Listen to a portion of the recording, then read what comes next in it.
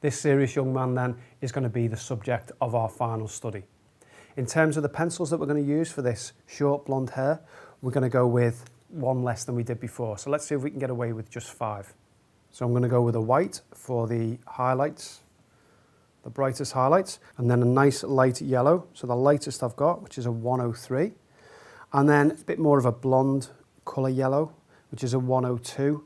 There's a number of different yellows I could have gone with. Let's see how that one works out. And then this is more of a yellow ochre, maybe even a raw sienna type of colour. So that's 4. And then the last one that I'm going to go with is a 179. That last one was a 182. So this last one is a 179.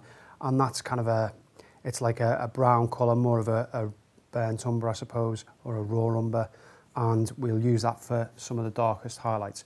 May possibly come in with a grey or a black right at the very end for this under here. Let's see if we can do it with 5, see what it looks like. I've got a feeling we might need a really dark colour at the end.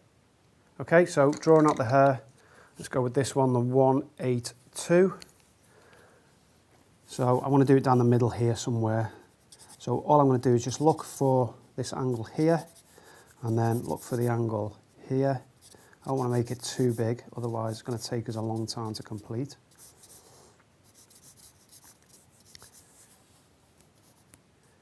And then I can look at this piece of hair here, so just look at how that is a triangle but with the point cut off. So just looking at the angle that it makes with the head there. And then this line here, just look at the angle of this line where his scalp is.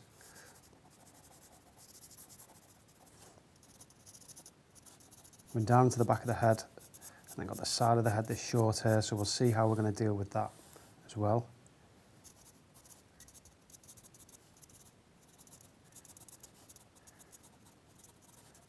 And I mean, just put the indication of an ear in, a little bit lower down there than what I put it. Okay, I've just put the top of the ear in, just so we can see where the hair sits.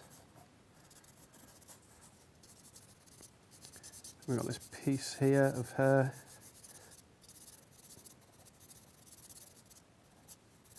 And then let's just put the head in, just the side of the head. Maybe put the other ear in. Again, just to give everything a little bit of context.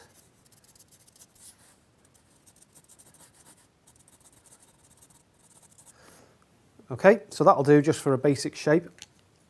And then let's start with the white again. So going back to the principles that we looked at earlier. So let's try and do this one a little bit quicker than all the ones that we've done. So we're just going to lay some white down there. Let's look at this fringe here. This piece of hair that comes down here. That's going to be a nice light value when we get that one in. I've got this piece coming up here. So just making a token effort more than anything else, just to start getting a feel for the direction of the locks of hair and the strands of hair. How this one comes down and around. And the more you get a feel for it now, the more practiced you're going to be when you come to put in those stronger colours, stronger darks and stronger lights a little bit later on. So I'm going to put this down as a flesh tone. So I will put some flesh tones in later on. Let's get a little bit of white in there just to show where those flesh tones are. So I've got this shadow, which is going to be here. So I'm not going to put any white in there. The shadow area there, I'm not really going to put that in, but you can put some flesh colour in just here. This is a light area where the light's hitting. Now for here, I want to start changing the shape of the marks because this is really short hair here. So let's start putting these in with very short, sharp strokes. These probably aren't going to show through, but again, it gets you in a feel for it. Gets you attuned to the way that the hair's growing. Using a little bit more pressure here where I can just see that white area, that lighter area. It's not white, but I guess you know what I mean. Okay, and then your next lightest colour, which I've got is the 103. So again, same sort of technique, just looking at the hair, building up the various layers.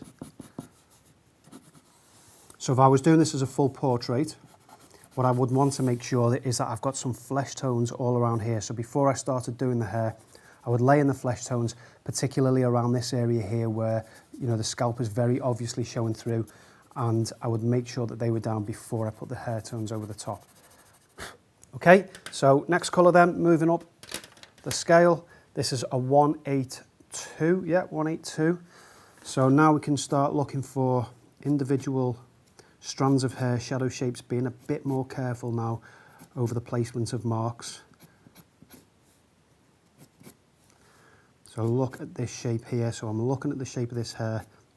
I'm seeing how the strand of hair forms and how it's darker here where it meets the scalp. And then it's got this light area around here.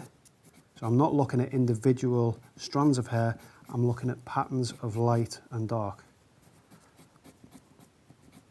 I'm making a token effort, I suppose, to put in you know, what would represent strands of hair, but really that's not what I'm looking at, just those patterns of light and dark. This is a mid-tone here, then there's a nice light area here. So let's define that by putting the darker areas in around. Really dark here, so I'm not going to use a lot of pressure here because I want to give myself a chance to keep some of the paper showing through so I can get those really strong darks in. So remember what we said about if you want to put a really strong, vibrant colour down, it's going to adhere to the paper better than it's going to adhere to other pastel. So here then, short, sharp marks. Just being conscious to leave that area of skin. And it's a bit dark around the back here. So what I'd like to put in this area are some pinky flesh tones. Now I didn't choose a pink flesh tone. I should have done, but I didn't. That's okay. You know, this is an exercise in, you know, trying to keep your discipline and just to see how you cope with sticking to a very limited palette. But of course, in reality, as you get more confident and you get less overwhelmed by all the different colour choices, you can start to add in a colour here and there that you didn't pick out originally. The pastel police will not pull you up. Okay, so our next darkest colour then is the 179. So let's start adding in some of the darks here. Let's get this piece in. This is a really important piece. There's a few light strands there, but I think we can maybe put those in at the end.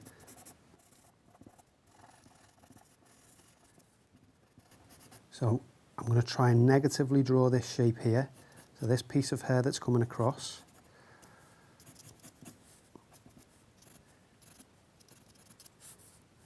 So I can negatively draw that in just by looking at the shapes that define the outer edge of it. So I've got this nice triangular shape here. Get that in. So everything's darker, isn't it, on this side here? That's the turning of the form, the head turning away from the light. And that's what we're looking for rather than just focusing on texture. Shadow area under here. So I'm having to work quite a bit harder now to get the pastel to adhere to the pastel layers underneath. I'm going to go in with a couple of stronger darks. So I did say, didn't I, at the beginning, if you'll let me off, then I might go and break the rule and add an extra pencil in, maybe a dark grey. I think we are definitely going to need that. This is not a strong enough dark by any means. I think we might need one or two more. I don't want to go too dark here. This is all quite light. Okay, let's try and define this big piece of hair here just by bringing up the darks around and behind it.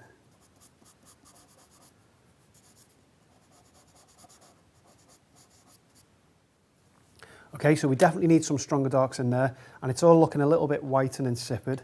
So what I'm going to do is go for a bit more of a canary yellow. So this is a 184, and I'm just going to add in, just to warm it up a little bit in areas. Not too much. Just one or two areas where the whites are really prominent.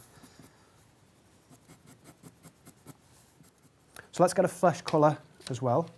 So we can put some flesh tones into the skin, again just to give it some context. But I actually think we can put some of these flesh tones into the hair itself.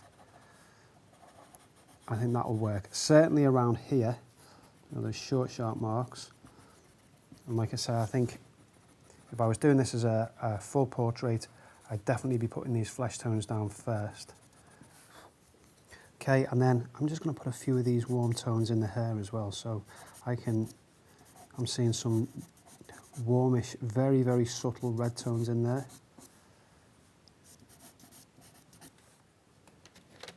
Okay, bit of a copper orange colour. So this is a 187. So I can just see some coppery orange colours just in this piece of hair here.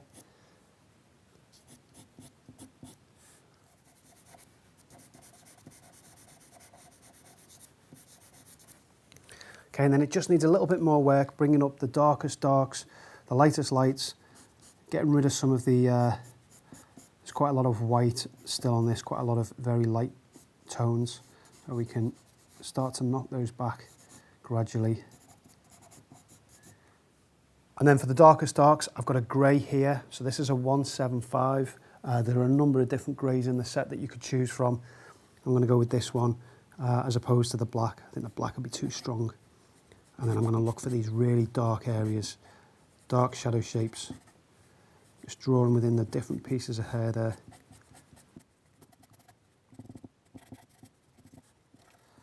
Let's put some red in this area here, just to show that it's a shadow tone on the head.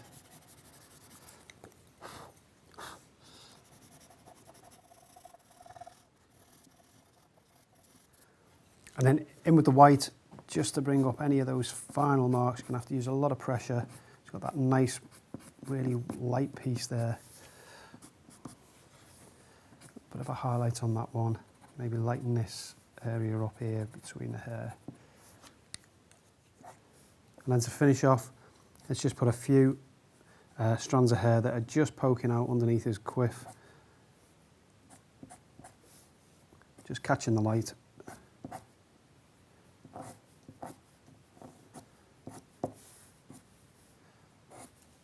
So there's our final isolated study, some short blonde hair.